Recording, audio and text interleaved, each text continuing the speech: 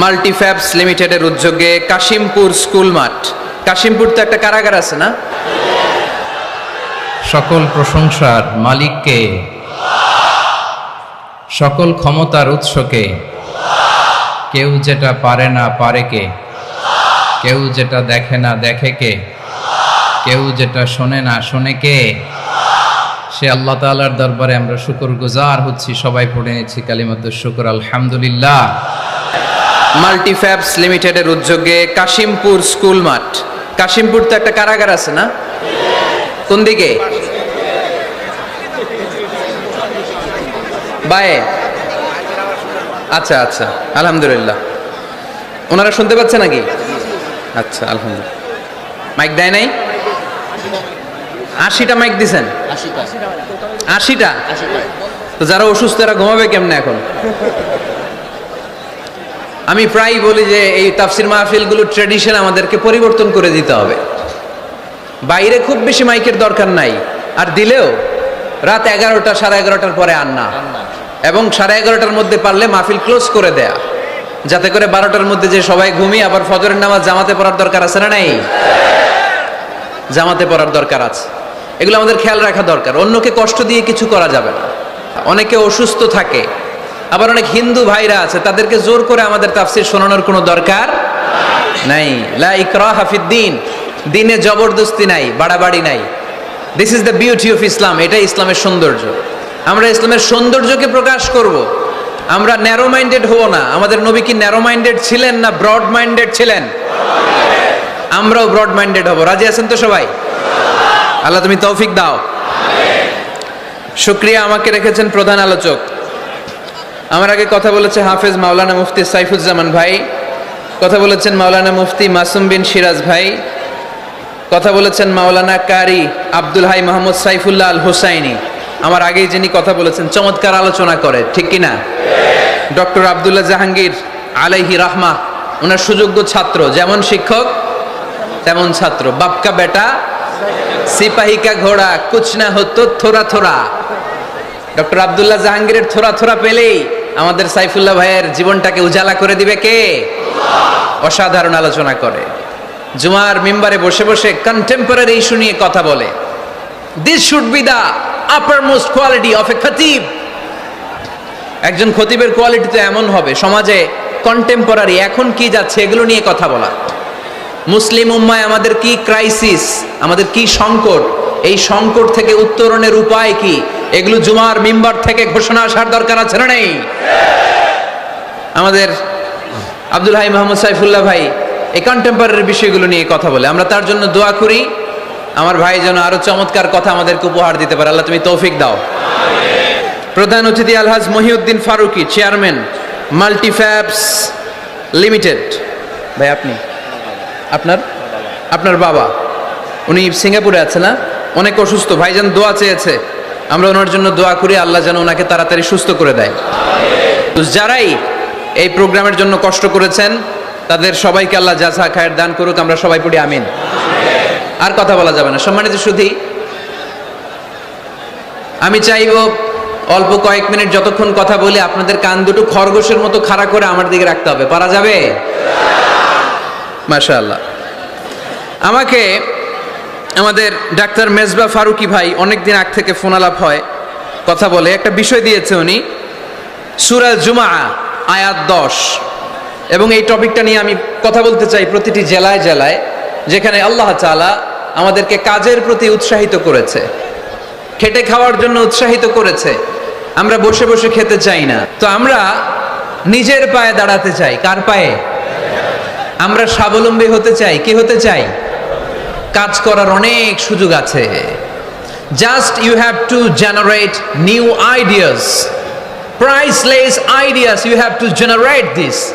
আপনাকে নতুন নতুন আইডিয়া দিতে হবে। নতুন নতুন আইডিয়া দিলেই আপনি মার্কেটে হিট করে ফেলবেন। আজকে সব গোমর ফাঁস করে দিয়ে গেলাম। কোটিপতি আর মিলিয়নিয়ার বিলিয়নিয়ার হালাল পন্থায় যারা হতে চাও, your job is just produce new idea. নতুন নতুন কি লাগবে?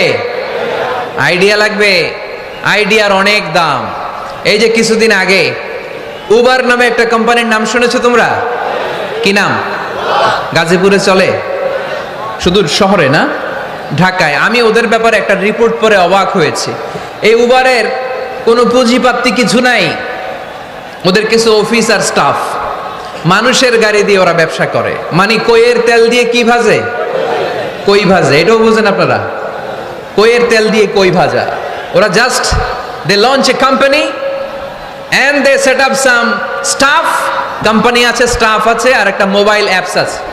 এই মোবাইল অ্যাপসের মধ্য দিয়ে where you intend to go, কোথায় যেতে চান লিখবেন, কোন জায়গা থেকে যেতে চান লিখবেন, গাড়ি এসে হাজির। আপনি টাকা পে করে দিবেন, ওই টাকার একটা পার্সেন্টেজ ওই কোম্পানির মধ্যে চলে যাবে। What an idea! সারা বিশ্বে এখন শুরু হয়েছে। আমেরিকার সান ফ্রান্সিসকো একটা স্টেট আছে, সেখান থেকে তারা এই উবারের কার্যক্রম শুরু করেছে। 775টা শহরে উবারের এই অপারেশন কার্যক্রম চালু হয়েছে। 63টা দেশে ওদের সেন্টার আছে। আমাদের ঢাকাতেও আছে না নাই?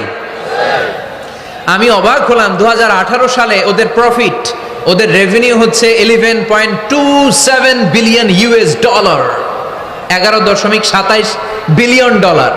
Could you imagine that? আপনি কি কল্পনা করতে পারেন? বসে বসে অন্যের গাড়ি দিয়ে, অন্যের মাল সামান দিয়ে, অন্যকে ঘাটিয়ে কোটি কোটি টাকার ব্যবসা। তারপরে এই যে আমাদের প্রত্যেকের একটা অ্যাকাউন্ট আছে এক জায়গায়, কি নাম? কি বুক? কি বুক? সবাই জানেন? হুজুর আপনারও আছে? মাশাআল্লাহ। এই যে ফেসবুকের জন্য আমরা খেটে যাচ্ছি, দিন দিন নাই রাত নাই, আমরা যে স্ক্রলিং করছি, লাইক দিচ্ছি, শেয়ার দিচ্ছি, we all are the staff of Facebook. আমরা সবাই ফেসবুকের এমপ্লয়ি, কাজ করে যাচ্ছি। Just idea. এই আইডিয়া দেওয়ার কারণে কোটি কোটি বিলিয়ন ডলারের ওর মালিক বানাই দিছে কে? এজন্য নতুন নতুন আইডিয়ার দরকার আছে না নাই? আমাদের বাংলাদেশের ছেলেদের ভালো আইডিয়া আছে, তার প্রমাণ ওরা বানাইছে উবার, আমরা বানাইছি পাঠাও। আমরা বানাইছি কি? পাঠাওয়ে চড়ছেন কারা কারা দেখি? ওরে আল্লাহ, all are the smart guys, মাশাআল্লাহ, হাত নামান। পাঠাও তো উবারের চেয়ে আরো দুর্দান্ত আইডিয়া। প্রাইভেট কার যেতে পারে না জ্যামের মাঝখানে, কিন্তু পাঠাও হচ্ছে মোটরসাইকেল রাইড, চিপাচাপা দিয়ে চলে যায়। আছে না নাই? তো এরপরে নতুন কি আসবে, এই দায়িত্বটা তোমার। তোমার মাথা থেকে বের করতে হবে এই এন্টারপ্রেনারশিপ, নতুন করে উদ্যোগী হতে হবে। এই ভাইয়ের মতো বিলিয়নিয়ার হতে চাও, মিলিয়নিয়ার হতে চাও, you have to generate new ideas. নতুন নতুন আইডিয়াই তোমাকে হালাল পন্থায় বিলিয়নিয়ার বানাতে পারে, ঠিক কিনা? আত-তাজির আস-সাদুক আল-আমিন মা'আন নাবিয়্যিন ওয়াস সিদ্দীকিন ওয়াশ শুহাদা'i ওয়াস সালিহিন। আমানতদার, সত্যবাদী ব্যবসায়ী কিয়ামতের দিন নবীদের সাথে, শাহীদদের সাথে, সিদ্দীকিনদের সাথে, সৎ কর্মশীল ব্যক্তিদের সাথে দাঁড়িয়ে যাবে। চিৎকার করে পড়েন সুবহানাল্লাহ। এজন্য নতুন নতুন যত আইডিয়া আছে এগুলো আমাদের মাথা থেকে বের করতে হবে, তাহলেই আমাদের ব্যবসায় বরকত দিবে কে? সম্মানিত সুধী, তাই বলছিলাম আমরা নিজের পায়ে দাঁড়াতে চাই, আমরা কিছু করে দেখাতে চাই, আমরা স্বাবলম্বী হতে চাই। পরিশ্রম করতে হবে, পরিশ্রমের কোনো বিকল্প নেই। There is no alternative way to struggle. Struggle তোমাকে করতেই হবে। কেউ তোমাকে তোমার জন্য স্পেস তৈরি করে দিবে না। এই পৃথিবীতে কেউ কাউকে জায়গা দেয় না, এই পৃথিবীতে এসে জায়গা করে নিতে হয়। চিৎকার দিয়ে বলো ঠিক কিনা? হুঙ্কার দিয়ে পৃথিবীবাসীকে জানিয়ে দিতে হয় আমি এসেছি। মায়ের পেট থেকে যখন আমরা বেরোই, আমরা কি বলি? ওয়াও ওয়াও বলে নিজের অস্তিত্বের জানান দেই যে আমি এসেছি, এই পৃথিবীতে আমি জায়গা করে নিতে এসেছি। Life is not a bed of roses. এই পৃথিবী ফুলের বিছানো সজ্জা নয়। এখানে কষ্ট করতে হবে, পরিশ্রম করতে হবে, ঘাম ঝরাতে হবে। পরিশ্রমের ঘামে যে লোনা পানি থাকে, ওই লোনা পানিতে জন্ম নেয় সফলতার বীজ। এজন্য পরিশ্রম করতে হবে। সব নবীরা পরিশ্রমী ছিলেন, সব নবীরা কাজ করেছেন। সূরা জুমার এই 10 নম্বর আয়াতে আল্লাহ তাআলা আমাদেরকে মোটিভেট করে শিখাতে চেয়েছেন যে স্বাবলম্বী হও, নিজের পায়ে দাঁড়াও, কাজের সময়ে কাজ, নামাজের সময় নামাজ। আজকে এই স্লোগানটা এই মাহফিলের শুরুতে, মাঝখানে, শেষে বারবার বলে আমরা মুখস্থ করে নিয়ে যাব। কাজের সময় সবাই বলেন নাই তো? সবাই বললে তো এই প্যান্ডেল কাঁপতে শুরু করবে। কাজের সময় এইভাবে আওয়াজ করতে হবে, পারা যাবে? নামাজের সময়, কাজের সময়, নামাজের সময়, সিনেমা দেখার সময় দেখা যাবে না? কাজের সময়, নামাজের সময়, এটা মনে থাকবে? মুখস্থ করা যাবে তো? আল্লাহ রাব্বুল ইজ্জা সূরাতুল জুমার 10 নম্বর আয়াতে মূলত আমাদেরকে এই মেসেজটাই দিতে চেয়েছেন। কাজের সময় কাজ, নামাজের সময় ফাইযা قضيت الصلاة فانتشروا في الأرض وابتغوا من فضل الله واذكروا الله كثيرا لعلكم تفلحون سبحان الله পড়েন। আল্লাহ বললেন যখন তোমাদের নামাজ শেষ হয়ে যায়, ফাইদা কুদিয়াতিস সালাত, যখন সালাত শেষ হয়ে যায়, ফান্তাশিরু ফিল আরদি, জমিনে ছড়িয়ে পড়ো, ওয়াবতাগু মিন ফাদলিল্লাহ, আল্লাহর দেয়া ফজল তালাশ করো, রিজিক তালাশ করো, ওয়াযকুরুল্লাহ কাসীরান, আল্লাহর জিকির বেশি বেশি করো, লাআল্লাকুম তুফলিহুন, তোমাদেরকে সফল বানায়া দিবে কে? সিস্টেমটা খেয়াল করেন। ফাইদা কুদিয়াতিস সালাহ, যখন সালাত শেষ, ফান্তাশিরু ফিল আরদ, when you are done with your salah, spread out to your workplace, তোমার কাজের জায়গায় চলে যাও। নাকি মসজিদে বসে থাকবেন? নামাজ শেষে কি করতে হবে? কাজের জায়গায় চলে যেতে হবে। এটা ইসলামের নিয়ম, এটা বিশ্বনবীর সুন্নাহ, এটা আল্লাহর দেয়া পদ্ধতি। ফাইদা কুদিয়াতিস সালাতু, যখন সালাত শেষ হয়ে যাবে, ফান্তাশিরু ফিল আরদ, জমিনে ছড়িয়ে পড়ো, ওয়াবতাগু মিন ফাদলিল্লাহ, আল্লাহর রিজিক তালাশ করো। জমিনের মধ্যে আল্লাহর ফাদাল আছে, রিজিক আছে, এই রিজিকগুলো তালাশ করো। মসজিদে বসে থাকলে এই ফদল বা রিজিক কি পাওয়া যাবে? যাবে না। মসজিদে ঢুকলে রহমত পাওয়া যায়। গাজীপুরের ভাইয়েরা আওয়াজ তুলে বলেন, মসজিদে ঢুকলে কি পাওয়া যায়? এজন্য মসজিদে যখন আমরা ঢুকি, কোন পা দিয়ে ঢুকি? ডান পা দিয়ে ঢুকেই আমরা বলি আল্লাহুম্মা ফতাহলি আবওয়াবা রাহমাতিক, ও আল্লাহ open for us the door of your mercy, আল্লাহ আমাদের জন্য আপনার সব রহমতের দরজাগুলো খুলে দেন। কারণ মসজিদে ঢুকলেই রহমত দেয় কে? আর মসজিদ থেকে যখন বের হই তখন রহমত নয়, তখন পাওয়া যায় ফদল। যে ফদলের কথা আল্লাহ ইয়াতে বললেন, ওয়াবতাগু মিন ফাদলিল্লাহ, এই ফদল মানে হচ্ছে রিজিক। তাই মসজিদ থেকে যখন বেরোই, কোন পা দিয়ে বেরোই? আর কি দোয়া পড়ি? আওয়াজ করে বলেন, আল্লাহুম্মা ইন্নী আসআলুকা মিন ফাদলিক, মানে হে আল্লাহ, আমি আপনার কাছে আপনার ফদল চাই, রিজিক চাই। দুনিয়ার কেউ রিজিক দিতে পারে না, রিজিক দিতে পারে কে? এই রিজিক আমি আপনার কাছে চাই। আবার আল্লাহ বলেন, হুয়াল্লাযী জাআলা লাকুমুল আরদা যালুলা ফামশু ফি মানাকিবিহা ওয়া কুলু মির রিজকি ওয়া ইলাইহিন নুশুর। তিনি তো এমন সত্য যিনি তোমাদের জন্য জমিনটারে বানিয়েছেন সাহালাতুল মাসালিক, সহজে হাঁটা যায়, চলা যায়, চারা বীজ রোপণ করা যায়, চাষাবাদ করা যায়। আল্লাহ বললেন জমিনের আনাচে কানাচে ঘুরে বেড়াও, জমিনের মধ্যে তোমাদের জন্য রিজিক রেখে দিয়েছে কে? এই জমিনের সব জায়গায় রিজিক আছে। আপনি জমিনের পাহাড়ে যাবেন, পাহাড়েও রিজিক আছে। জানেন পাহাড়ে কি চাষ হয়?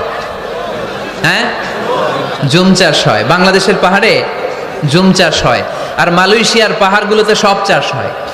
মালয়েশিয়া একটা জায়গা আছে ক্যামেরুন হাইল্যান্ড, ভাই গেছিলেন নাকি? 6000 ফিট উপরে, ঠান্ডা, প্রচন্ড ঠান্ডা। আমি প্রায় যাই, ওখানকার চা বাগানের স্নিগ্ধ হাওয়া আমাকে টানে খুব, বাতাসটা খুবই ক্লিন, ভাল লাগে। ওই ক্যামেরুন হাইল্যান্ডে 6000 ফিট উপরে ওরা করেছে ফুলের বাগান, ফলের বাগান, চায়ের বাগান, স্ট্রবেরির বাগান, মধুর চাষ করে। আর এই 6000 ফিট উপরে এই ভেজিটেবলস আইটেমগুলো দিয়ে তারা পুরো মালয়েশিয়ার খাদ্যদ্রব্যের যত সংকট, সব সংকট তারা দূরীভূত করেছে। সুবহানাল্লাহ পড়েন। তো ওনারা পাহাড়ের উপর চাষ করে, আর আমরা সমতল জায়গায় চাষ করতে চাই না। চাষাবাদ করতে আমাদের লজ্জা লাগে। কি লাগে? যুবক ভাইয়েরা, কাজে কোনো লজ্জা নেই। কাজে কি নেই? পরিশ্রমে লজ্জা নেই।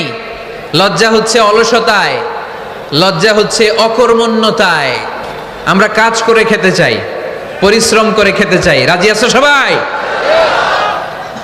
এখন অনেকে রুফ গার্ডেনিং করে। রুফ গার্ডেনিং মানে ছাদের, বাসার ছাদের উপরে কি সুন্দর পেঁপে গাছ, আম গাছ। আমি নিজে দেখেছি, নিজেরা খায়, আশেপাশের প্রতিবেশীদের সবাইকে দেয়, বাজারে বিক্রিও করে। নিউ আইডিয়া, রুফ গার্ডেনিং করো। তারপর একসাথে হাঁসের চাষ হয়, পানিতে হাঁসগুলো ভেসে বেড়ায়, আর নিচে মাছের চাষ হয়। এরকম অনেক যুবক আছে যারা এগুলো করে করে স্বাবলম্বী হয়েছে। আমরা এগুলো করতে চাই না, আমাদের লজ্জা লাগে। আমাদের হোটেলের মেসিয়ারি করতে লজ্জা লাগে, ছোট্ট ফুচকার দোকান দিতে আমাদের লজ্জা লাগে, কিন্তু বিশ্বনবীর ছাগল চড়াতে কোনো লজ্জা লাগতো না। কাজে কোনো লজ্জা আছে? লজ্জা কিসে তাইলে? অলসতায়। আওয়াজ করে বলো, লজ্জা কিসে? অলসতা করা যাবে না। অলসতাকে আজকের প্রোগ্রাম থেকে আমরা না বলে দিব। আমরা অলসতাকে বলে দিব নো। অলসতাকে আমরা কি বলবো? নো। আমরা অলস হতে চাই না, আমরা খেটে খেতে চাই, ঘাম ঝরাতে চাই। পরিশ্রমের ঘামের লোনা পানিতে জন্ম নেয় সফলতার বীজ। আমরা সফল হতে চাই, ঠিক কিনা? এজন্য অলসতা করা যাবে না, কাজ করতে হবে। আল্লাহ রাসূল সাল্লাল্লাহু আলাইহি ওয়াসাল্লাম এবং সাহাবারা আমাদেরকে কাজের প্রতি উৎসাহিত করেছেন। সাইয়েদনা ওমর ফারুক রাদিয়াল্লাহু তাআলা আনহু, নাম শুনেছেন? কত নাম্বার খলিফা? সবাই বলেন। 1 নাম্বার খলিফার নাম কি? 2 নাম্বার খলিফার নাম? 3 নাম্বার? 4 নাম্বার? রিদওয়ানুল্লাহি তাআলা আলাইহিম আজমাইন। ওমর ফারুক সাধারণ কোন সাহাবী ছিলেন না, তিনি এমন সাহাবী ছিলেন, বিশ্বনবী সাল্লাল্লাহু আলাইহি ওয়াসাল্লাম বলেছেন আমার পরে কোনো নবীও নাই, রাসূলও নাই, তবে আমার পরে যদি কেউ নবী হতো আমার ওমর নবী হয়ে যেত। বিশ্বনবী বলছেন লা নবিয়্যা বা'দি ওয়ালা রাসূলা, আমার পরে কোনো নবী নাই, রাসূল নাই। লাউ কানা বা'দি নাবিয়্যুন লাকানা উমর, তবে আমার পরে যদি নবী হওয়ার কোয়ালিটি আমার কোনো সাহাবীর মধ্যে থেকে থাকে, আমার ওমরের মধ্যে সেই কোয়ালিটি আছে। প্রভু তুমি বলেছো রাসূল দেবে না, বলনি দেবে না ওমর, বলনি দেবে না হামজা তারি, খালিদ বিজয় সমর। প্রভু তুমি বলেছো রাসূল দেবে না, বলনি দেবে না ওমর, বলনি দেবে না হামজা তারিক, খালিদ বিজয় সমর। প্রভু তুমি বলেছো রাসূল দেবে না। সুবহানাল্লাহ পড়েন। ওমর ফারুক রাদিয়াল্লাহু তাআলা আনহু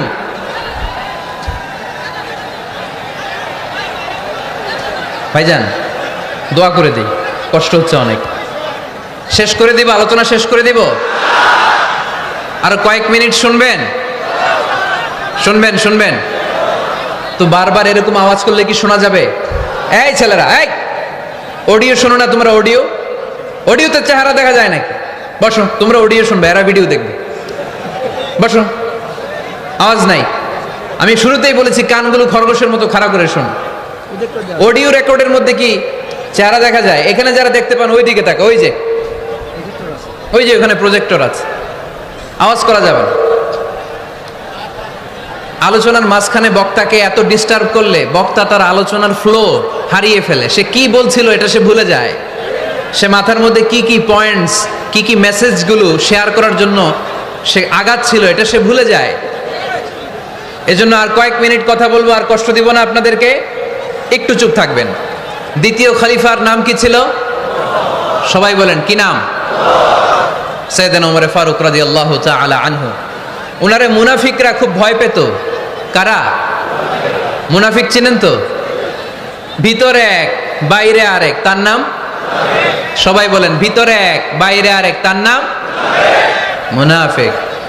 ইউযহিরু খিলাফা মা ইউবতিন, আরবিতে কি বলে? ইউযহিরু খিলাফা মা ইউবতিন, প্রকাশ করে একটা, ভিতরে আরেকটা।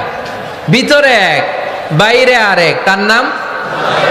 সবাই বলেন, ভিতরে এক বাইরে আরেক, তার নাম? আমরা কি মুনাফিক হতে চাই? এরা যখন যে সুবিধাজনক অবস্থানে থাকে তখন তার সাথে থাকে। ডান দিকে যে বলে আপনি ভালো, আমি আপনার দলের লোক। বায়ে যে বলে আরে না এটা খারাপ, আপনি ভালো, আমি আপনার দলের লোক। এরকম আছে না নাই? যখন যে ক্ষমতায় তখন তারে তেল মারে। যেদিকে বৃষ্টি আর তুফান ওইদিকে ছাতা ধরে। আছে না নাই? বাংলাদেশে একটা গান চলছিল কিছুদিন, শুনতাম, মধু হই হই বিষ হাবাইলা। সূরাতুল মুনাফিকুনের তাফসীর বোঝানোর জন্য এটা আমার জন্য খুব সহজ ছিল। মধু হই হই বিষ হাবাইলা। বলে মধু, বলে কি? বাটির মধ্যে নিয়ে আসছে, বলে এটা মধু, বলে কি? আসলে এটা কি? জোরে বলেন। আমরা কি মুনাফিক হতে চাই? না, আমরা কি হতে চাই? মুনাফিকরা হচ্ছে এদিকেও যায় না, আবার ওদিকেও যায় না। মুযাবযাবিন, they all the time long in dilemma, they don't know where to go, they don't know where to proceed, কোন দিকে যাবে জানে না, ডানেও না বায়েও না, নেহি এদার নেহি ওদার, দারমিয়ান মে সাদার বাদার। এরকম আছে না? না, উপর দিয়া ফিটফাট, ভিতর দিয়া সদরঘাট। সদরঘাট এখনো ফিটফাট হয় নাই। তো এই মুনাফিকের অবস্থা হচ্ছে উপরে ফিটফাট, ভিতরে সদরঘাট। আমরা কি মুনাফিক হতে চাই? কি হতে চাই? মুমিন হতে চাই। এই মুনাফিকের দলগুলো মদিনাতুল মুনাওয়ারাতে ওমরে ফারুককে খুব ভয় পেত। ওমরে ফারুককে দেখলে তারা থারথার করে কাঁপতো। শুধু মুনাফিকরাই নয়, খোদ ইবলিস শয়তানও সাইয়েদনা ওমরে ফারুককে দেখলে ভয় পেত। আমরা আমাদের ছেলে মেয়েদেরকে যদি খাবার না খায়, আমরা কি বলি? আম্মু খাবার খাও। কি আসবে? ভূত আসবে, বিড়াল আসবে, বাঘ আসবে। এগুলো গাজীপুরে বলে না বোধহয়। আপনাদের ছোট্ট মেয়েটা যদি রাত্রে খেতে না চায়, আপনারা লোকমা তুলে কি বলেন? এই তাড়াতাড়ি খাও। কি আসবে? ভূত। ভূত আসবে। তো মদিনার সমাজে মদিনার ছোট্ট কচিকাচা সোনারমণিরাও রাতে খেতে চাইতো না। মদিনাতুল মুনাওয়ারার মায়েরা রাত্রিবেলা খাবার নিয়ে বাচ্চাদেরকে বলতো, মা তাড়াতাড়ি খাও, হা হুয়া ইয়াতি উমর, ওই যে উমর আসতেছে। উমর ইসলামের দ্বিতীয় খলিফা। আশাদ্দুহুম ফি আমরিল্লাহি উমর, আল্লাহর জমিনে আল্লাহর দ্বীন বাস্তবায়নের জন্য সবচেয়ে শক্তিশালী ছিল ওমর। চিল্লায় পড়েন সুবহানাল্লাহ। এই ওমরে ফারুক রাদিয়াল্লাহু তাআলা আনহু যে রাস্তা দিয়ে হাঁটতো, শয়তান ওই রাস্তা রেখে দিয়ে অন্য রাস্তা দিয়ে হাঁটতো। মা সালাকা শাইতানু ফাজ্জান সালিকান ইল্লা সালাকা ফাজ্জান গায়রা ফাজ্জিক। বিশ্বনবী বলছেন, ওমর, শয়তান তোমারে দেখে এত ভয় পায়, তুমি যে রাস্তা দিয়ে হাঁটো, শয়তান তোমারে দেখলে ওই রাস্তা রেখে দিয়ে অন্য রাস্তা দিয়ে হাঁটে। চিল্লায় পড়েন সুবহানাল্লাহ। এদিকে কি হয়েছে? লোড বেশি হয়ে গেছে। এই এলাকায় কি এটাই সবচেয়ে বড় মাঠ? এর চেয়ে বড় মাঠ আর নাই। কি হয়েছে ওইখানে? কি হয়েছে? ধাক্কা আসছে, ধাক্কা। বসেন না, একটু বসেন না। মন্ত্রী মহোদয় আসছে? মন্ত্রী মহোদয় আসতেছে উনি? মাশাআল্লাহ। উনি তো কষ্ট হয়ে যাবে, তো আসবে কিভাবে এদিক দিয়ে? একটু জিকির করি, লা ইলাহা ইল্লাল্লাহ, লা ইলাহা ইল্লাল্লাহ। যে বললেন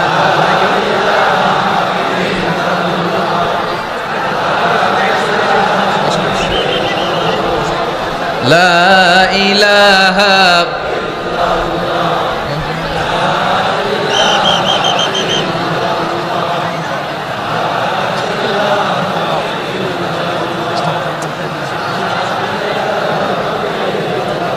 সুবহানাল্লাহ আলহামদুলিল্লাহ লা ইলাহা ইল্লাল্লাহ সুবহানাল্লাহ।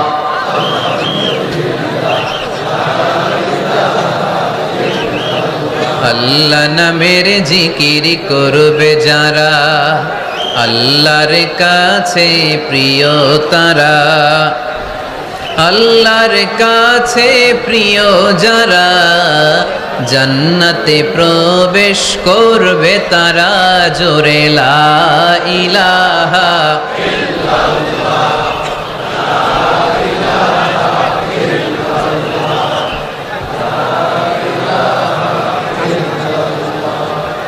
লা ইলাহা ইল্লাল্লাহ, লা ইলাহা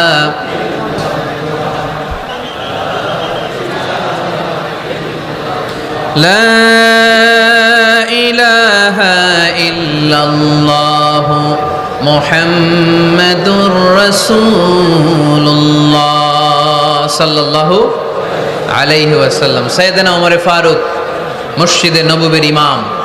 মসজিদে নববীর কি ইমাম? আপনারা শুনতেছেন? এই ছেলেরা বসে যাও, বসে যাও, বসে যাও, বসে যাও। সাইয়েদনা ওমর ফারুক মসজিদে নববীর ইমাম। এদিকে তাকান, আমার দিকে তাকান। আমার দিকে তাকান। উনি প্রত্যেক নামাজের ইমামতি করতে আসতেন মসজিদে নববীতে। জোহরের নামাজে ইমামতি করলেন, ইমামতি করে দেখলেন নামাজ শেষ, সবাই বের হয়ে চলে যায়। এটাই ইসলামের নিয়ম, ঠিক কিনা? ফাইদা কুদিয়াতিস সালাতু ফান্তাশিরু ফিল আরদ ওয়াবতাগু মিন ফাদলিল্লাহ। নামাজের সময় খায়া ফেলাইছি, নামাজের সময় কাজের সময়, নামাজের সময় কাজের সময়। ফাইদা কুদিয়াতিস সালাহ, যখন নামাজ শেষ হয়, ফান্তাশিরু ফিল আরদ, জমিনে ছড়িয়ে পড়ো। এটা ইসলামের আইন। তার মানে আল্লাহ বোঝাতে চাইলেন নামাজের সময় মসজিদে চলে যাও। নামাজ যখন শেষ হয়ে যাবে, শিক্ষক চলে যাবে স্কুলে, কৃষক চলে যাবে ফসল খেতে, মেম্বার অব দ্য পার্লামেন্ট চলে যাবে সংসদ ভবনে, ব্যবসায়ীরা চলে যাবে শপিং মলে, ঠিক কিনা? কাজে চলে যাও। ওমরে ফারুক নামাজের ইমামতি করিয়ে নামাজ শেষ করলেন, সবাই চলে গেল। ইয়ামান দেশ থেকে আসা কিছু লোক গোল হয়ে বসে আছে, জিকির আজকার করে, আবাদত করে। এরা যায় না। এরা কি করে না? যায় না। আসরের নামাজে সাইয়েদনা ওমরে ফারুক রাদিয়াল্লাহু তাআলা আনহু নামাজের ইমামতি করলেন, নামাজ শেষ, সবাই চলে যায়, এরা যায় না। মাগরিবের নামাজের পরেও এরা যায় না, এশার সালাতের পরেও এরা যায় না। এশার পরে উনি ধরলেন, মা বালুকুম মা খাতবুকুম, হোয়াটস রং উইথ ইউ ম্যান, তোমাদের কি সমস্যা? জোহর, আসর, মাগরিব, এশা প্রত্যেক সালাতের পরে সবাই যার যার কাজে চলে যায়, তোমরা যে যাও না? বাড়ি কই? বলি ইয়ামান। তো বসে থাকো কেন? কি করো? কই জিকির করি। কি করি? কি করি? জিকির আজকার করি, তাসবিহ তাহলিল পড়ি, ইবাদত করি। তো তোমরা যে যাও না, তোমাদের খাবার দেয় কে? খাবারের ব্যবস্থা হয় কোত্থেকে? তারা বলল, আমাদের জিকির দেখে, আমাদের বুজুর্গি দেখে আশেপাশের লোকেরা পাতিল ভরে খাবার নিয়ে আসে, ওই খাবার আমরা খাই। নাহনু আল মুতাওয়াক্কিলুনা আলাল্লাহ, আমরা আল্লাহর উপর তাওয়াক্কুল করে এখানে বসে থাকি। উমরে ফারুক বললেন, সর্বনাশ, তোমরা যদি মুতাওয়াক্কিলুনা আলাল্লাহ হও তাহলে কেমনে হবে? তোমরা তো মুতাওয়াক্কিলুনা আলাল্লাহ নাও, তোমরা হচ্ছে আল মুতাওয়াক্কিলুন বা'দুকুম আলা বা'দ, আল্লাহর উপর তাওয়াক্কুলকারী নয়। তোমরা যারা পাতিলের মধ্যে করে খাবার নিয়ে আসে তাদের উপর তাওয়াক্কুল করে বসে আছো, ঠিক কিনা? তোমাদের জিকিরও চলে, আবার মাথায় টেনশনও চলে, পাতিল কি ছোট আসবে না বড় আসবে, খাবারে আমার ভাগেরটা থাকবে কি থাকবে না, টেনশন আছে না নাই? কারণ অন্যের উপর নির্ভরশীল, নিজেরা রান্না করে নাই, নিজে তো বাজার করে নাই, নিজের তো অ্যারেঞ্জমেন্ট বলতে কিছু নাই, আরেকজন যা দিয়ে যাবে ওইটা খাবে। ওমরে ফারুক বুঝালেন, আরে বোকা, এটারে তাওয়াক্কুল বলে না। তোমার সাধ্যে যতটুকু আছে তার সবটুকুন করার পরে তুমি তাওয়াক্কুল করবে একজনের উপর, তিনি কে?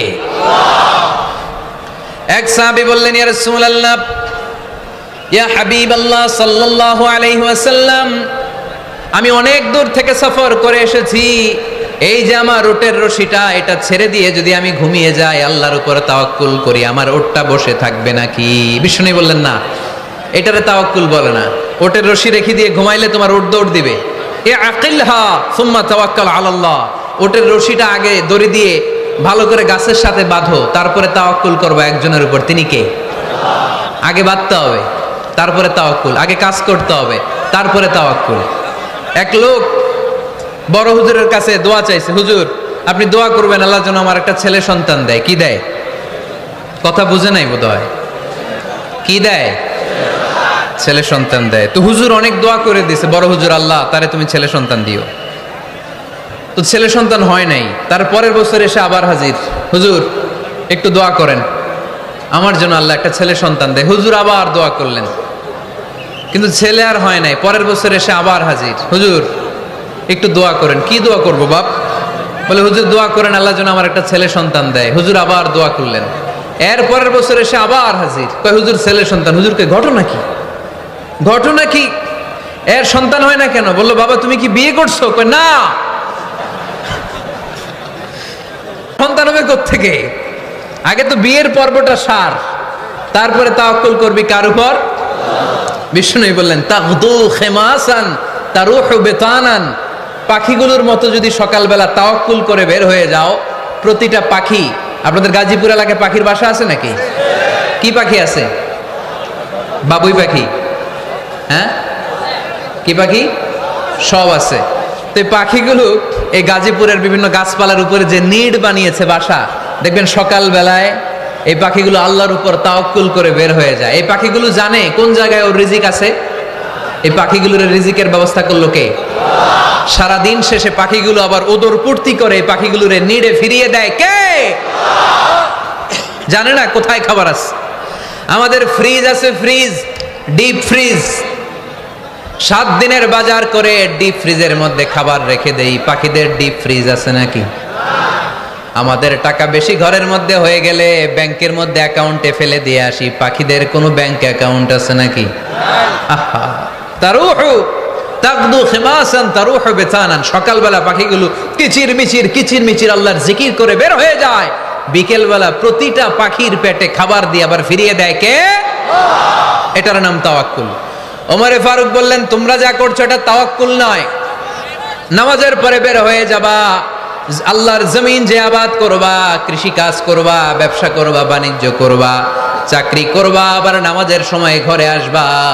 এর মাধ্যমে তোমার ঘরে যে হালাল রিজিকের ব্যবস্থা আল্লাহ করে দিবে, এটার নাম হলো তাওয়াক্কুল। পড়েন সুবহানাল্লাহ। গোটা জমিনটা আমাদের, গোটা জমিন আমাদের জন্য আল্লাহ দিয়েছেন। যেখানে যাবেন রিজিকের ব্যবস্থা আছে না নাই?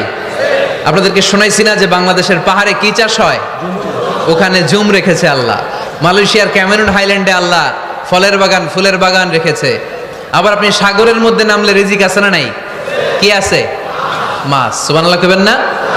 ওয়ালাকাদ কাররামনা বানি আদম ফাহামালনাহুম ফিল বাররি ওয়াল বাহরি ওয়া রাযাকনাহুম মিনাত তাইয়্যিবাত। রব্বুল আলামিন বলেন, আমি পুরো বনি আদমকে সম্মানিত করেছি। জলে স্থলে সব জায়গায় মানব জাতিকে বিচরণের সুযোগ করে দিয়েছি। আর মানুষের জন্য আমি আল্লাহ হালাল রিজিকের ব্যবস্থা করেছি। সুবহানাল্লাহ পড়েন। হালাল রিজিকের ব্যবস্থা আল্লাহ করেছেন। এজন্য everyone should be energetic, everyone should be active. আমাদেরকে অ্যাক্টিভ হতে হবে, এনার্জেটিক হতে হবে। শ্রম করে করে, কষ্ট করে করে আমাদেরকে আগাতে হবে। স্রষ্টা আমাদেরকে একটা যুদ্ধে ঠেলে দিয়েছেন, সংগ্রাম করে করে আমাদেরকে বেঁচে থাকতে হয়, ঠিক কিনা? এই জমিনে যখন আমরা এসেছি তখনই আমি সংগ্রাম করেছি। বিশ্বাস করেন, একজন স্বামীর 1 ফোঁটা বীর্যের মধ্যে যদি 20 কোটি শুক্রাণু না থাকে, কয় কোটি? আরো জোরে। 20 কোটি শুক্রাণু যদি না থাকে, 20 কোটি বা 2 কোটি শুক্রাণু যদি না থাকে, তাহলে ওই শুক্রাণু থেকে কোনো মানব সন্তান মায়ের পেটে জন্ম নেয় না। তাহলে চিন্তা করেন, ওই 20 কোটি শুক্রাণুর মধ্যে আমি একটা শুক্রাণু, ঠিক কিনা? এতগুলো শুক্রাণু ডিম্বাণুকে আঘাত করে অ্যাক্টিভ হতে চেয়েছিল। ওই 2 কোটির মধ্যে বাকি সবগুলোরে হারিয়ে চ্যাম্পিয়ন হয়েছিলাম সেদিন মায়ের গর্ভে আমি। চিল্লায় বলো ঠিক কিনা?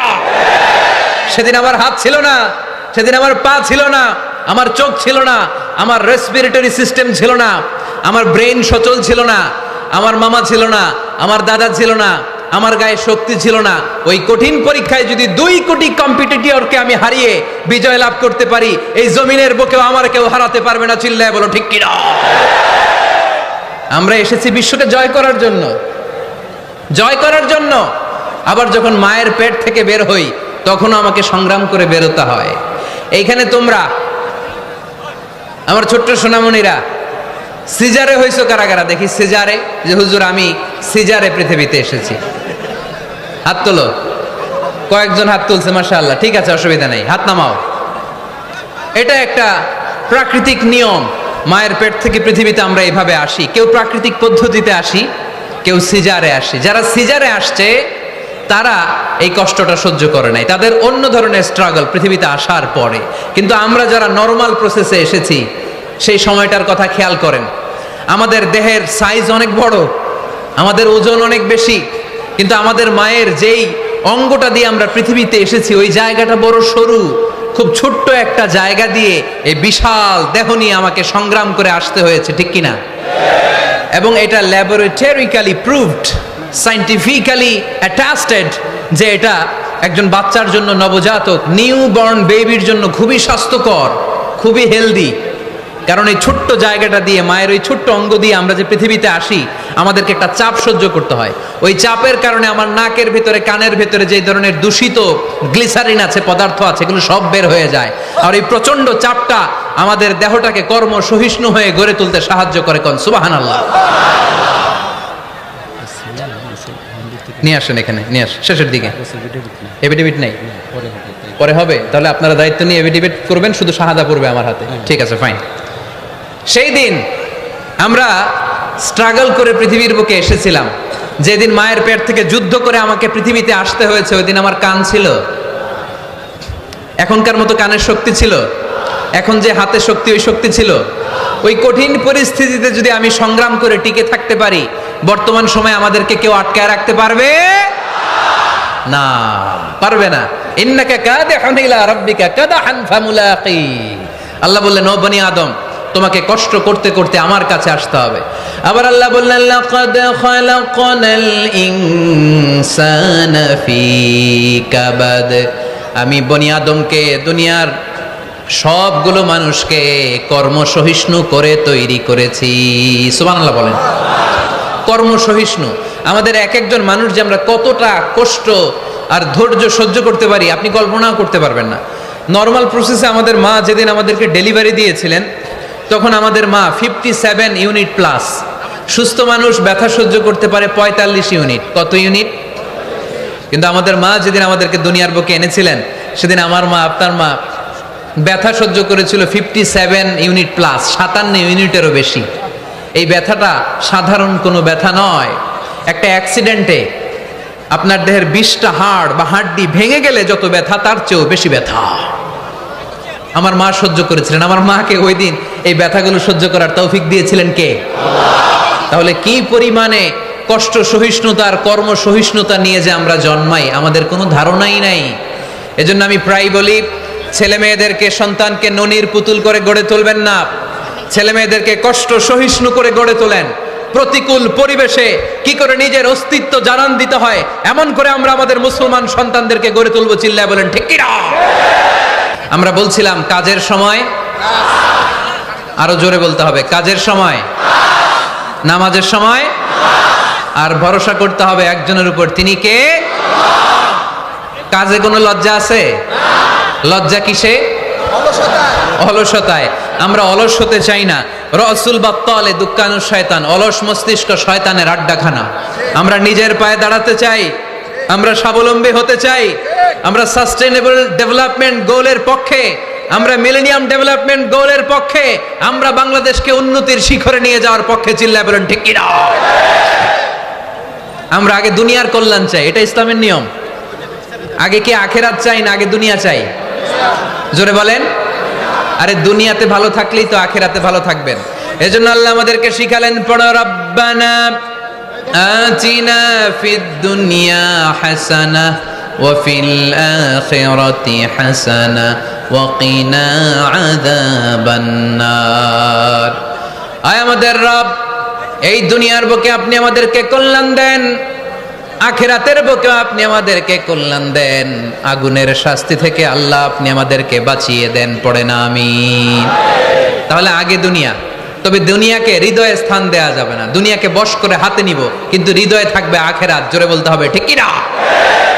নিজ হাতে উপার্জিত সম্পদের চেয়ে শ্রেষ্ঠ কোনো সম্পদ আর হতে পারে না। আমার দিনমজুর ভাইয়েরা, কুলি মজুর ভাইয়েরা, রিকশাওয়ালা ভাইয়েরা, ফ্যাক্টরি ওয়ার্কার যারা, আপনারা আল্লাহর কাছে অনেক সম্মানিত। আপনাদের উপার্জন হালাল। আপনাদের এক পা এমনি জান্নাতে ঢুকে আছে। এখন শুধু এক পা ঢুকাইলে চলবে? পা কয়টা? আরেকটা ঢুকানোর দরকার আছে না নাই? আপনাদের উপার্জন হালাল। আপনারা 5 ওয়াক্ত সালাত পড়বেন, মানুষের হক নষ্ট করবেন না, আব্বা আম্মার দোয়া নিবেন, দ্বিতীয় পাটাও জান্নাতে ঢুকায় দিবে কে? মা আকালা আহাদুন তুআমান ক্বাত্তু খায়রুম মিন আইয়াকুলা মিন আমালি ইয়াদিহি। নিজের হাতে উপার্জিত সম্পদের চেয়ে, খাবারের চেয়ে শ্রেষ্ঠ সম্পদ আর হতে পারে না। আমার রিকশাওয়ালা ভাই, তার উপার্জন হালাল না হারাম? আমার কুলি মজুর ভাই, উপার্জন হালাল না হারাম? মাথার গাম পায়ে ফেলে ফ্যাক্টরি ওয়ার্কাররা যে বেতনটা পায়, এটা হালাল না হারাম? তাদের দোয়াকে কবুল করে নিবে কে? এজন্য যুবক ভাইরা, never under estimate any job. কোনো জবকে, কোনো চাকরিকে ছোট করে দেখার সুযোগ নাই, কারণ আমার উপার্জন হালাল হলেই ওই হালাল উপার্জনে বরকত দিবে কে? Whether it's the small or big, you don't care, এটা তোমার কেয়ার করার দরকার নাই। চাকরি পেলেই একটা ঢুকে যাবা, চাকরি পেলেই ঢুকে যাবা, কারণ আমাদের চাকরির বাজার মন্দা। আমাদের বাংলাদেশ, ভারতে কোন একটা চাকরির জন্য চেয়েছে 8 পাস, ওইখানে অ্যাপ্লাই করে ডক্টরেট ডিগ্রি দাঁড়িয়ে আসে না নাই? এত কষ্ট করে চাকরি পাওয়া পৃথিবীর কোথাও লাগে না, কারণ আমাদের পপুলেশন বেশি, তাই চাকরির জন্য আমাদের বসে থাকা লাগবে না, আমাদেরকে উদ্যোক্তা হতে হবে, আমাদের এন্টারপ্রেনার হতে হবে। শুরুতে যেটা বলেছিলাম, আমাদের আইডিয়াকে কাজে লাগাতে হবে, ঠিক কিনা? আর যাই করব আমরা ভালোভাবে করব, ভালোভাবে করলে ওই কাজে বরকত দেয় কে? ভালোভাবে করার জন্য আল্লাহ তাআলা সূরাতুল মুলকে আমাদেরকে গাইডলাইন দিয়েছেন। রব্বুল আলামিন বলেন, আল্লাযী খালাকাল মাউতা ওয়াল হায়াতা লিয়াবলুয়াকুম আইয়ুকুম আহসানু আমালা। তিনি এমন সত্তা যিনি তোমাদের তৈরি করেছেন, জীবন আর মৃত্যুকে তৈরি করেছেন এই জিনিসটা পরীক্ষা করবার জন্য, তোমাদের মধ্য থেকে কে ভালোভাবে কাজ করে। সুবহানাল্লাহ। কে বেশি আমল করে, আল্লাহ এটা বলছে, নাকি কে ভালো আমল করে? কথা কি বুঝতেছেন? যদি বেশি আমল করার কথা আল্লাহ বলতো, তাহলে এই আয়াতটা হতো লিয়াবলুয়াকুম আইয়ুকুম আকসারু আমালা। কিন্তু আল্লাহ কি এই আয়াতে আকসারু আমালা বলেছে? আলেম যারা আছেন তারা আমার সাথে সাথে বলেন, আল্লাহ কি আকসারু আমালা বলেছে? আল্লাহ কি বলেছে? লিয়াবলুয়াকুম আইয়ুকুম আহসানু আমালা, কে ভালো করে কাজ করে উইথ প্রফেশনালিজম। আপনি যেটাই করেন না কেন, আপনাকে প্রফেশনালিজমের সাথে করতে হবে, তাহলে ওই কাজে বরকত দিবে কে? ছোট হোক বড় হোক, এটা কোনো সমস্যা? যাই করি না কেন কিভাবে করব? ভালোভাবে। আওয়াজ করে বলেন, কিভাবে করব? যে কোনো কাজ করো না ভাই, যে কোনো কাজ করো, তা যেন হয় সবার চেয়ে সবচেয়ে সুন্দর। যে কোনো কাজ করো না ভাই, যে কোনো কাজ করো, তা যেন হয় সবার চেয়ে সবচেয়ে সুন্দর। হোক না সেটা পড়া লেখা, রঙের ভাষায় ছবি আঁকা, হোক না সেটা পড়া লেখা, রঙের ভাষায় ছবি আঁকা, হোক না সেটা সামান্য কাজ কিংবা মহত্তর, তা যেন হয় সবার চেয়ে সবচেয়ে সুন্দর। যে কোনো কাজ করো না ভাই, যে কোনো কাজ করো, তা যেন হয় সবার চেয়ে সবচেয়ে সুন্দর। চিৎকার করে বলতে হবে, ঠিক কিনা? যাই করি না কেন সেটা যেন সবচেয়ে সুন্দর হয়। You have to make the best out of you, you have to try your level best. তোমার সাধ্যের যতটুকু আছে তার সবটুকু করতে হবে, বাকি বরকত তার কল্যাণ আমাদেরকে দান করবে কে? বিষ্ণু ঈসা ইসলাম কখনো অলসতাকে উৎসাহিত করেন নাই, ভিক্ষাবৃত্তিকে উৎসাহিত করেন নাই, তিনি পরিশ্রমকে অ্যাপ্রিশিয়েট করেছেন। এক সাহাবী রাদিয়াল্লাহু তাআলা আনহু এসে বললেন, ইয়া রাসূলুল্লাহ, আমাকে কিছু দান করেন, আ'তিনি শাইআন। বিষ্ণু বললেন, তুমি ভিক্ষা করো, তোমার ঘরে কিছু নাই? সাহাবী বললেন, লা ইয়া রাসূলুল্লাহ, কিছু নাই। বিষ্ণু ঈসা ইসলাম আবার প্রশ্ন করলেন, কিছুই নাই? সে বলল, হ্যাঁ আছে। কি আছে? একটা জামা আছে, জামা, আর আছে একটা পানি খাওয়ার জগ। দুইটা জিনিস আছে, একটা কি আর একটা পানি খাওয়ার জগ। বিষ্ণু বললেন, দুইটা নিয়ে আস। সাহাবী রাদিয়াল্লাহু তাআলা আনহু জামার জগ নিয়ে এসে বিষ্ণু ঈসা ইসলামের হাতে দিলেন। বিষ্ণুনবী জামার জগটা ধরে বললেন, মাইয়াশতারি হাযাইন, কে আছো আমার সাহাবীদের মধ্যে এই দুইটা জিনিস কিনতে চাও? এক সাহাবী দাঁড়িয়ে বললেন, ইয়া রাসূলুল্লাহ, ইয়া হাবিবাল্লাহ, আনা আশতারি হিমা বিদিরহাম। এই দুইটা জিনিস, একটা জামা, একটা পানি খাওয়ার জগ, আমি 1 দিরহাম দিয়ে কিনে নিতে চাই। পড়েন সুবহানাল্লাহ। বিশ্বনবী বললেন, 1 দিরহাম তো কম হয়ে যায়, 1 দিরহামের চেয়ে বেশি দিয়ে কেনার মতো যদি কেউ থাকে একটু হাত তোলো। মাইয়াজিদু আলা যালিক, এর চেয়ে বেশি দাম দিয়ে কেনার মতো কেউ আছো নাকি? আরেক সাহাবী হাত তুলে বললেন, ইয়া রাসূলুল্লাহ, ইয়া হাবিবাল্লাহ, আশতারিহিমা বিদিরহামাইন, আমি 1 দিরহাম নয়, আপনার সম্মানে 2 দিরহাম দিয়ে জিনিসগুলো কিনে নিতে চাই। 2 দিরহাম। বিষ্ণু বললেন, ওকে ফাইন, ডান, 2 দিরহামে বিক্রি হয়ে যাবে। দিয়ে দেওয়া হলো। 2 দিরহাম নিয়ে বিষ্ণু ঈসা ইসলাম ওই আগন্তুক ভিক্ষুক সাহাবীর হাতে দিয়ে বললেন, যাও, 1 দিরহাম দিয়ে তোমার পরিবার পরিজনদের জন্য খাবার কিনে নিয়ে যাও, আর 1 দিরহাম দিয়ে একটা কুঠার কিনে নিয়ে আসো। কি কিনে নিয়ে আসো? সবাই বলেন। কুঠার চিনেন আপনারা? কুঠার দিয়ে কি করে? গাছ কাটে। ওই সাহাবী আরেক দিরহাম দিয়ে একটা কুঠার কিনে নিয়ে আসলেন। বিশ্বনবী সাল্লাল্লাহু আলাইহি ওয়াসাল্লাম নিজ হাতে ওই কুঠারের একটা হাতল লাগায় দিলেন। সুবহানাল্লাহ পড়তে পারলেন না মজা করে? হাতল ছাড়া কুঠার ধরা যায়? ধরা যায় না। বিশ্বনবী কাঠের একটা হাতল লাগায় দিলেন। এই হাতলটা দিয়ে বিশ্বনবী বললেন, try to imagine the attitude of the last messenger Muhammad সাল্লাল্লাহু, he changed the world for the better and made us better creature. তার নাম কি? কি নাম? He was Muhammad sallallahu alayhi wa sallam. Muhammad, mercy upon mankind, teacher of all mankind. أبا القاسم يا حبيبي يا محمد يا شفيعي يا محمد خير خلق الله محمد يا مصطفى يا إمام المرسلين يا مصطفى يا شفيع العالمين. পড়েন সবাই। يا مصطفى يا إمام المرسلين يا مصطفى يا شفيع العالمين. He taught us to be just and kind and to feed the poor and hungry, help the wafer and the orphan child, and to not be cruel and miserly. His speech was soft and gentle, like a mother stroking her child. His mercy and compassion were most radiant when his smile was Muhammad sallallahu alayhi wa sallam. Muhammad, mercy upon mankind, teacher of all mankind. أبا القاسم يا حبيبي يا محمد يا شفيعي يا محمد خير خلق الله محمد. পড়েন সবাই।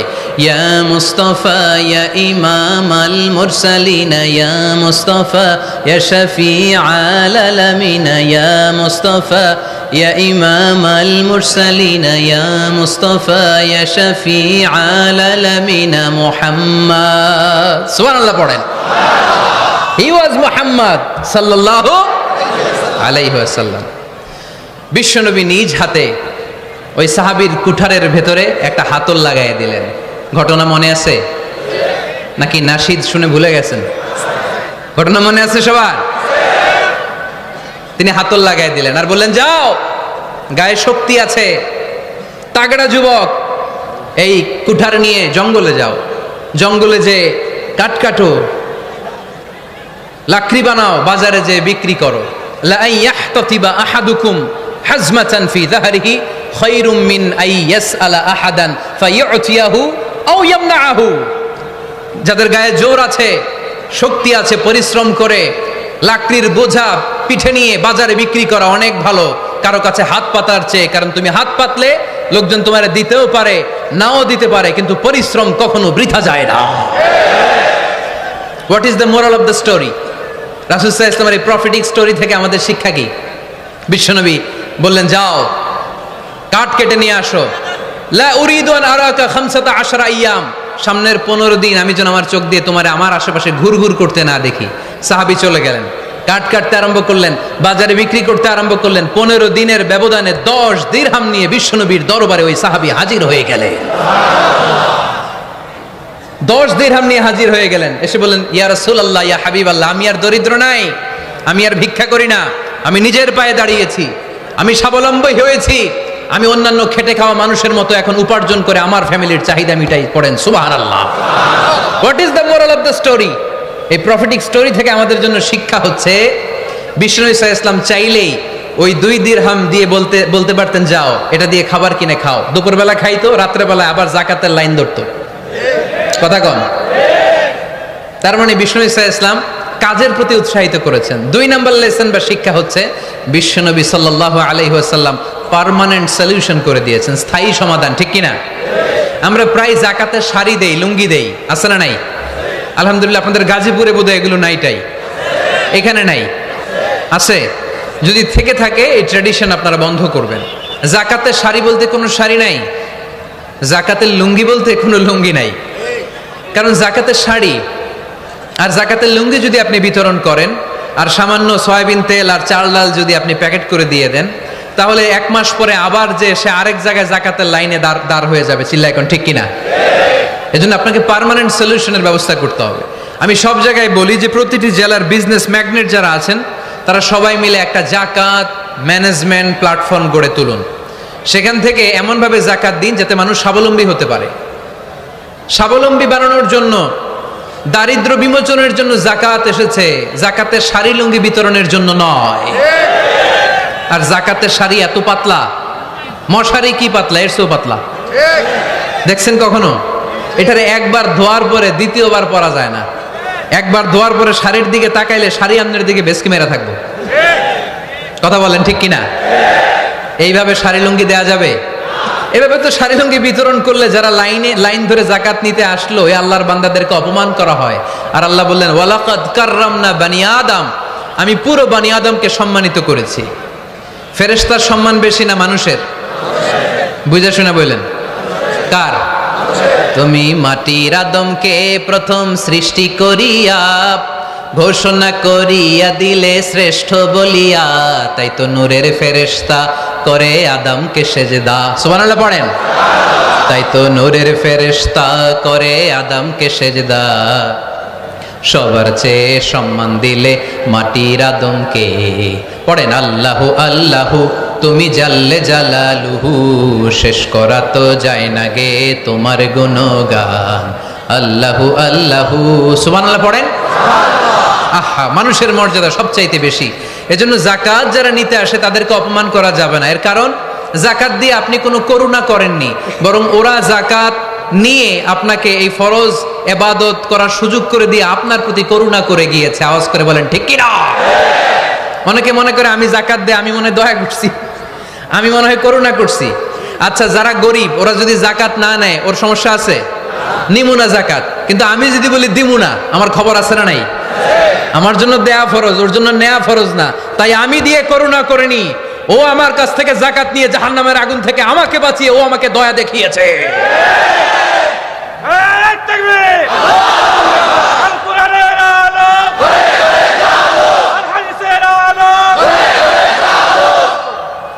এজন্য জাকাত দারিদ্র বিমোচনের জন্য। কিভাবে জাকাত দিবেন? আপনি জাকাতের টাকা দিয়ে খেয়াল করবেন, একটু ক্রস চেক করে নিতে হবে, ডবল চেক করে নিতে হবে। যেই ফ্যামিলিতে জাকাত দিবেন কর্মক্ষম উপার্জনের মতো করতে পারে এরকম ছেলে আছে কিনা। থাকলে ওর একটা অটো রিক্সা কিনে দেন, সিএনজি কিনে দেন, ওই সিএনজি চালিয়ে ওর ফ্যামিলিটা দিব্যি চলে যাবে, ঠিক কিনা? ওর একটা অস্ট্রেলিয়ান গাভী কিনে দেন, ওই গাভীর দুধ বিক্রি করে ফ্যামিলিটা স্বাবলম্বী হয়ে যাবে, ঠিক কিনা? লক্ষ্মীপুরে আমি ওয়াজ করলাম, বলল হুজুর আমরা এইভাবে একটা জাকাত ম্যানেজমেন্ট প্ল্যাটফর্ম গড়ে তুলেছি, এখানে আমরা টাকা জমিয়ে জমিয়ে আমাদের এলাকার যে সমস্ত ছেলেগুলো কর্মক্ষম, তাদের ঘরে টাকা পয়সা নাই, আমরা জাকাতের টাকা দিয়ে ওদেরকে প্রবাসী বানিয়ে দেই, বিদেশে পাঠিয়ে দেই। ওর কষ্ট অর্জিত সম্পদ দিয়ে ওর ফ্যামিলি এখন দেদারসে চলছে, কোনো জাকাতের লাইনে যে তারা নিজেদেরকে আর অপমান বোধ করছে না। এইভাবে জাকাত দিতে হবে। দিলটার একটু খোলেন, হাতটার একটু খোলেন, তাহলে হৃদয়টারে খুলে দিবে কে? দে জাকাত, দে জাকাত তোরা দে রে জাকাত, দে জাকাত, দে জাকাত তোরা দে রে জাকাত। তোর দিল খুলবে পরে, আগে খুলুক হাত। দে জাকাত, দে জাকাত তোরা দে রে জাকাত। পড়েন আমিন। এই জাকাতের মাধ্যমে আমরা আমাদের বাংলাদেশকে স্বাবলম্বী করতে চাই। রাজি আছেন সবাই? সংঘবদ্ধ প্রচেষ্টায় জাকাত আদায় করতে রাজি আছেন? বিশ্বনবী সাল্লাল্লাহু আলাইহি ওয়াসাল্লাম চাইলে এই 2 দিরহাম দিয়ে বিদায় করে দিতে পারতেন, কিন্তু বিশ্বনবী সাল্লাল্লাহু আলাইহি ওয়াসাল্লাম তাকে কাজের প্রতি উৎসাহিত করলেন, পার্মানেন্ট সলিউশন দিলেন। এজন্য অলসতার সাথে ইসলামের কোনো সম্পর্ক আছে? আওয়াজ করে বলেন, অলসতার সাথে সম্পর্ক আছে? অলসতাকে যেন আজকে আমরা কি বলে দিছিলাম? ভুলে গেছি? আরো জোরে। অলসতাকে আজকে আমরা নো বলে দিছি। আমরা কর্মক্ষম। আরে অলস তো হয় মুনাফিকেরা, অলস হয় কারা? وَإِذَا قَامُوا إِلَى الصَّلَاةِ قَامُوا كُسَالَى يُرَاءُونَ النَّاسَ وَلَا يَذْكُرُونَ اللَّهَ إِلَّا قَلِيلًا। সুবহানাল্লাহ পড়েন। মুনাফিকরা যখন নামাজে দাঁড়ায় অলস হয়ে দাঁড়ায়, সোজা হয়ে দাঁড়ায় না। মসজিদে নববীর কাতারগুলোর মধ্যে মুমিনদের সাথে যখন মুনাফিকেরা দাঁড়াতো, অলসের মতো দাঁড়াতো, দেয়ালের মধ্যে হেলান দিয়ে দাঁড়াতো। এরকম আছে না অনেকে অলস। কিন্তু আমরা যারা মুমিন, আমরা নামাজে দাঁড়ালে কি আমাদের হৃদয়ে অলসতা আসে নাকি হৃদয়টা সজীব হয়ে ওঠে? আমাদের হৃদয়কে নামাজে দাঁড়ালে সজীব করে দেয় কে? কিদুশ শাইতানু আলা কাফিয়াতি রাসি আহাদিকুম ইযা হুয়া নাম। আমরা যখন রাতে ঘুমোতে যাই, শয়তান আমাদের মাথার পিছনে অলসতার 3টা গিট মারে। কি মারে? এই যে রশি দিয়ে এরকম বাঁধে, যে এটাতে গাজীপুরে আপনারা কি বলেন? গিট্টু। হ্যাঁ, গিট্টু। আচ্ছা, তো শয়তান আমরা যখন ঘুমোতে যাই আমাদের মাথার পেছনে অলসতার 3টা গিট্টু মারে। আমরা যখন ঘুম থেকে উঠে ফাইনিস্তাইকাযা ওয়া যাকারাল্লাহ, ঘুম থেকে ওঠার দোয়া পড়ে আলহামদুলিল্লাহিল্লাযী আহইয়ানা বা'দা মা আমাতানা ওয়া ইলাইহিন নুশুর, আমরা ঘুমালেই 3টা গিট্টু মেরে শয়তান একটা মন্ত্র পড়ে দেয়, আলাইসা লাইলুন তাওয়িলুন ফারকুদ। আরে ঘুমা, অনেক লম্বা রাত। আরে ঘুমা, অনেক লম্বা রাত। আরে আরামসে ঘুম মার, অনেক লম্বা রাত। এই মন্ত্র পড়ে 3টা গিট মারে। আমরা যখন ঘুম থেকে উঠে ঘুমের দোয়া পড়ে ফেলি, একটা গিট্টু খুলে দেয় কে? আল্লাহ। আবার ঘুম থেকে উঠে দোয়া পড়ার পরে ফাইদা তাওয়াদ্দা ইনহাল্লাত উকদা, ওয়াশরুমে ঢুকে ইস্তেনজা করে যখন আমরা ওযু করে ফেলি, অলসতার 2য় গিট্টু খুলে দেয় কে? আল্লাহ। ফাইন সাল্লাত ইনহাল্লাত উকদা, ওযু করার পরে মুসাল্লা বিছিয়ে যখন নামাজের জন্য দাঁড়িয়ে যায়, অলসতার 3 নাম্বার গিট্টুটাও খুলে দেয় কে? ফাসবাহা নাশীতান তাইয়িবান নাফস, he become enthusiastic, he become very active, he become very energetic।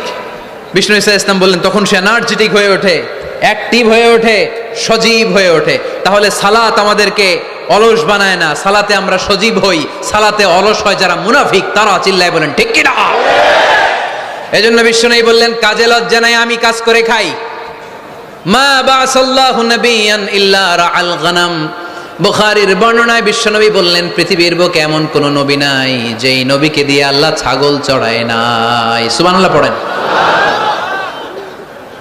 মা বাসাল্লাহু নাবিয়ান ইল্লা রাআল গনাম, ছাগল চড়ায় নাই এমন কোন নবী পৃথিবীতে আসে? সাহাবারা বললেন ইয়া রাসূলুল্লাহ, বলেন কি আপনিও আপনিও আপনিও ছাগল চড়িয়েছেন? বিষ্ণু বললেন নাআম, নাআম আমিও। ওয়া ইন্নী কুনতু আরআহা আলা কারারিতি আহলি মক্কা, আমি তো অল্প কিছু পারিশ্রমিকের বিনিময়ে মক্কা শহরের লোকদের ছাগলগুলো চড়িয়ে দিতাম। সুবহানাল্লাহ বলতে অনেক কষ্ট হয়েছে। বিশ্বনবী ছাগল চড়িয়ে খেতেন। কি নবী ছিল আমার! আহা, এত সুন্দর মানুষ, এত পরিচ্ছন্ন মানুষ, ছাগল চড়াতেন। অহংকার করতেন না, বিশ্বনবীর অহংকার ছিল না। সুবহানাল্লাহ পড়েন। শুধু কি বিশ্বনবী, সব নবীকে দিয়ে আল্লাহ ছাগল চড়িয়েছেন। কারণ ছাগল হচ্ছে খুব টেরা একটা প্রাণী, তাই না? ছাগল এত টেরা, ছাগলের গলার রশি ধরে যদি আপনি ডানে টান দেন, এটা কোন দিকে যাবে? বায়ে টান দিলে, সামনে টানলে, পিছনে টানলে পারা যায় কিছু? ভাবলেন সারা সপ্তাহ ব্যস্ত থাকি, আজকে আমার ছুটি, আমিও গোসল করি, এটারও গোসল করাই। রশি ধরে আপনি পুকুরে নামাবেন, এটা ওর বাপের কিরা এমনি দাঁড়াবে, ঠিক কিনা? ওরা টেনে নামানো যায় না। এর কারণ ওর নাম কি? কথা কয় না। এজন্য আমরা বলি পাগলে কিনা কয়, ছাগলে কিনা খায়। ও বুঝে না তো, ওর ভালো চাইলে ও বুঝতে চায় না। আল্লাহ বুঝাতে চাইলেন নবীরা ছাগল চড়াও, সবচেয়ে টেরা প্রাণী। ছাগল চড়ায় তোমাদেরকে ট্রেনিং পিরিয়ড শেষ করছি, কারণ এরপরেও ছাগলের চেয়ে আরেকটা টেরা প্রাণী আছে, মানব জাতি, এদেরকে চড়াইতে হবে। যদিও মানুষ আশরাফুল মাখলুকাত, কিন্তু মানুষের মধ্যে ছাগলের চেয়ে টেরা কিছু আছে না নাই? উলাইকা কাল আনআম বাল হুম আদাল, এরা ছাগল নয়, এগুলো ছাগলের চেয়েও নিকৃষ্ট। চিল্লায় বলেন ঠিক কি না? এমন কোন নবী নাই যেই নবী ছাগল চড়ায় নাই। সুবহানাল্লাহ পড়তে হবে। সব নবীরা কাজ করে খেয়েছেন। সাইয়েদনা আদম আলাইহিস সালাম, ইব্রাহিম আলাইহিস সালাম চাষাবাদও করেছেন। সাইয়েদনা মুসা আলাইহিস সালাম চাষ করেছেন। দাউদ আলাইহিস সালাম নিজ হাতে বর্ম বানিয়েছেন, ছুরি বানিয়েছেন। আওয়াজ করে পড়েন সুবহানাল্লাহ। তাহলে কাজে কোনো লজ্জা আছে? লজ্জা কিসে? আর আজকের মাহফিল থেকে অলসতাকে আমরা কি বলে দিয়েছি? কাজের সময়, নামাজের সময় কাজে কোনো লজ্জা নেই। বিষ্ণু ইসলাম কাজ করে খেতে বলেছেন। প্রিয় ভাইয়েরা, বেশিরভাগই এখানে ফ্যাক্টরি ওয়ার্কার। আপনারা হাত তুলে আমাকে জানান দিয়েছেন শুরুতে। কর্মজীবী মানুষদেরকে বিশ্বনবী এত ভালোবাসতেন, মেহনতি মানুষদেরকে এত পছন্দ করতেন। বিদায় হজের ভাষণেও বাদ যায়নি মেহনতি মানুষদের কথা। তিনি বলেছেন, খবরদার খারাপ আচরণ করবে না। নিজেরা যা খাবে তাদেরও তা খাওয়াবে, নিজেরা যা পড়বে তাদেরকেও তা পড়াবে। আতুল আজিরা আজরাহু ক্বাবলা আইয়াজিফা আরাকু, সুনানি ইবনে মাজার হাদিস। শ্রমিকের ঘাম শুকিয়ে যাওয়ার আগে তার পারিশ্রমিক দিয়ে দাও। আবার বিশ্বনবী বললেন, খবরদার সালাসাতুন আনা খাসমুহুম, কিয়ামতের দিন 3 শ্রেণীর ব্যক্তির বিরুদ্ধে আমি আল্লাহ নিজে মামলা দায়ের করব। এক শ্রেণীর ব্যক্তি হচ্ছে রাজুলুন ইস্তাওফা আজিরান, ইস্তাআজারা আজিরান ফাস্তাওফা মিনহু ওয়া লাম ইয়াতি আজরা। যে ব্যক্তি শ্রমিক ভাড়া করে কাজ করালো কিন্তু তার টাকা দেয় নাই, তার পারিশ্রমিক দেয় নাই, আল্লাহ বলেন কিয়ামতের দিন তোর বিরুদ্ধে আমি দাঁড়াবো। I will be against you in the day of judgement. কেউ তোরে কিয়ামতের দিন সাহায্য করে ছুটাতে পারবে না। এজন্য খবরদার, শ্রমিকদের সাথে খারাপ আচরণ করবেন না। আবার শ্রমিক ভাইরাও যারা আছেন, আপনাদের ডিউটি যত ঘন্টা ঠিক তত ঘন্টাই পালন করতে হবে, তা না হলে কিন্তু আপনাদের উপার্জন হালাল হবে না। বিশ্বনবী ইসলামের সাথে বিশ্বনবী ইসলামের কর্মচারীর কি ঘটেছিল এই ঘটনাটা বলেই আজকে আমরা শেষ করব। আওয়াজ করে পড়েন ইনশাআল্লাহ। আমরা অনেকে মাইক পেলে বড় বড় ভাষণ দেই, কাজের মেয়েদের সাথে খারাপ আচরণ করবেন না, শ্রমিকদের অধিকার, নারীদের অধিকার, বড় বড় এরকম বক্তব্য আছে না নাই? বিশ্বনবী শুধু শ্রমিকদের অধিকারের কথা বক্তব্যের মধ্যে সীমাবদ্ধ রাখেন নাই, ওনার ব্যক্তিগত জীবনেও এগুলো পাবেন। বিশ্বনবী সাল্লাল্লাহু আলাইহি সাল্লামের অ্যাপয়েন্ট করা শ্রমিক, ওনার দাস, ওনার কর্মচারী সাহাবীর নাম ছিল আনাস রাদিয়াল্লাহু তাআলা আনহু। কি নাম ছিল? উনি বিশ্বনবীর ব্যাপারে কি কমেন্টস করছে আমরা শুনে আজকের আলোচনার ইতি টানবো। আওয়াজ করে পড়তে হবে ইনশাআল্লাহ। সাধারণত কর্মচারীরা মালিকের বিরুদ্ধে ভালো কথা বলে ইল্লা মাশাআল্লাহ। অনেক মালিক আছে অনেক ভালো, তাদের ব্যাপারে আবার ভালো বলে। সাধারণত কারো ব্যাপারে যদি আপনি তথ্য নিতে চান, আপনি তার ওয়াইফের কাছ থেকে তথ্য নেন, তার কর্মচারীর কাছ থেকে নেন, তার বাড়ির দারোয়ান থেকে নেন, তার ঘরের কাজের মহিলার কাছ থেকে নেন, তার ড্রাইভারের কাছ থেকে নেন, তাহলেই তার ব্যাপারে আসল সব তথ্য বের হয়ে আসবে। দেখুন বিশ্বনবীর কর্মচারী বিশ্বনবীর ব্যাপারে কি বলে। সাহাবীর নাম সবাই বলতে হবে, সাহাবীর নাম রাদিয়াল্লাহু তাআলা আনহু। উনি বললেন, বিশ্বনবী যখন মক্কা থেকে মদিনায় হিজরত করলেন, হাজার হাজার মদিনাবাসী বিশ্বনবীর সাথে দেখা করতে গেল। যারাই দেখা করে সবাই বিশ্বনবীর হাতে কিছু না কিছু হাদিয়া দেয়। যারাই দেখা করে হাতে করে বিশ্বনবীর হাতে কিছু না কিছু দিয়ে দেয়। সুবহানাল্লাহ পড়ে। তাহাদাও তাহাব্বু, একে অপরকে হাদিয়া দিবেন, মহব্বত বাড়াই দিবে কে? হাজবেন্ড স্ত্রীকে গিফট করবেন, স্ত্রী আবার হাজবেন্ডকে গিফট করবেন, বন্ধু বন্ধুকে গিফট করবেন, গার্লফ্রেন্ড আবার বয়ফ্রেন্ডের গিফট করতে যায় না। তাহলে ভেজাল আছে না নাই? চেক এন্ড ব্যালেন্স করতে হবে। আমি প্রায় বলি, ভালোবাসবেন জায়গা মতো। স্ত্রীকে ভালোবাসলেও সওয়াব আছে না নাই? স্ত্রীর সাথে অন্তরঙ্গ সময় কাটালেও সওয়াব আছে না নাই? কিন্তু এই সময় যদি শালীর সাথে কাটান, ঝামেলা আছে না নাই? ভাবির সাথে কাটালে ভেজাল আছে না নাই? যারাই বিশ্বনবীর সাথে দেখা করে সবাই বিশ্বনবীর হাদিয়া দেয়। সাইয়েদনা আনাস রাদিয়াল্লাহু তাআলা আনহু বর্ণনা করেন, আমার আম্মা যেন দেখা করতে আসলেন আমাকে নিয়ে। আমি ছোট্ট আনাস, আমার আম্মা জান দেখলেন, লাম ইউবকি রাজুলুন ওয়া লাম রাআতুন মিনাল আনসার ইল্লা আতহাফাকা বিতুহফাতিন ইয়া রাসূলুল্লাহ। আমার আম্মা এসে বলে, ও রাসূলুল্লাহ, মদিনার যারাই আপনার সাথে দেখা করতে আসলো সবাই এসে আপনারে হাদিয়া দেয়। ওয়া ইন্নী লা আকদিরু আলা মা উতহিফুকা বিহি। ও নবী, আমার তেমন কোনো সাধ্য নাই যে আমি আপনারে হাদিয়া দেব, আমার কাছে কোনো টাকা পয়সা নাই। ছোট্ট ছেলে আনাসরে নিয়ে এসে বলল, ইয়া রাসূলুল্লাহ, মদিনার সব লোকের আপনার সাথে দেখা করে আর হাদিয়া দেয়, আমি গরিব মানুষ, আমি আপনারে কি হাদিয়া দেব গো নবী? আমার তো হাদিয়া দেওয়ার মতো কিচ্ছু নাই, ইল্লা ইবনি হাদা, আমার নাড়ছেরা ধন, আমার কলিজার টুকরা সন্তান এই আনাস ছাড়া আমি আমার কলিজার টুকরা সন্তান আনাস রেই আপনারে হাদিয়া দিয়ে দিলাম। খুদ হাদা ইয়া রাসূলুল্লাহ, আমার সন্তান আনাসকে আপনি নেন। ইয়াখদুমুক মা বাদালাক, সে যদ্দুর পারে আপনারে খেদমত করবে। সাইয়েদনা আনাস বলেন, সেদিন থেকে আমি বিশ্বনবীর খাদেম, কি আর খেদমত করব, নবীর মেসওয়াক এনে দেই, জামা এনে দেই। 10 বছর খেদমত করার পরে বিশ্বনবীর খাদেমের মুখে শুনুন বিশ্বনবী কেমন আচরণ করতেন সাইয়েদনা আনাস রাদিয়াল্লাহু তাআলা আনহুর সাথে। সাইয়েদনা আনাস বলেন, খাদিমতু রাসূলুল্লাহি 10 সিনিন, 10টি বছর আমি আমার বিশ্বনবীর পেয়ারা নবীর খেদমত করলাম। ফামা দরাবানি, একদিনের জন্য বিশ্বনবী আমার গায়ে হাত তোলে নাই, পড়েন সুবহানাল্লাহ।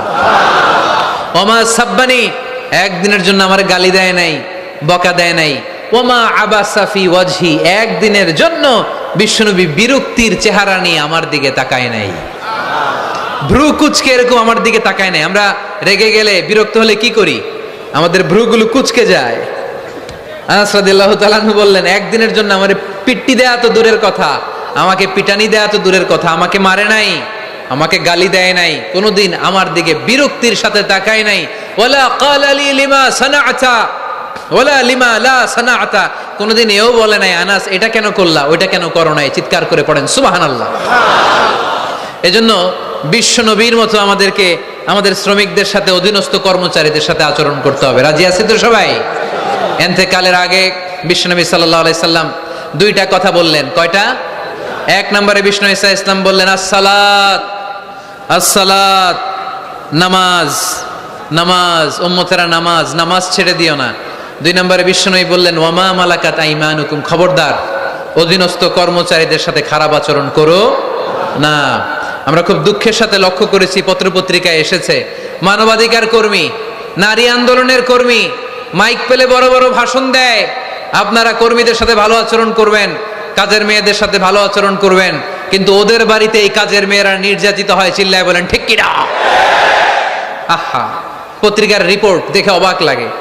খুন্তি দিয়ে চুলায় লোহা গরম করে পিঠে শেক মেরেছে, এরকম আছে না নাই? বিশ্বনবী সাল্লাল্লাহু আলাইহি সাল্লাম বলেছেন, খবরদার কিয়ামতের দিন তাদের বিরুদ্ধে আল্লাহ মামলা দায়ের করবে। আমরা যেন কখনো আমাদের অধীনস্থ কর্মচারীদের সাথে খারাপ আচরণ না করি। আল্লাহ তুমি তৌফিক দাও, আমরা পড়ি আমিন।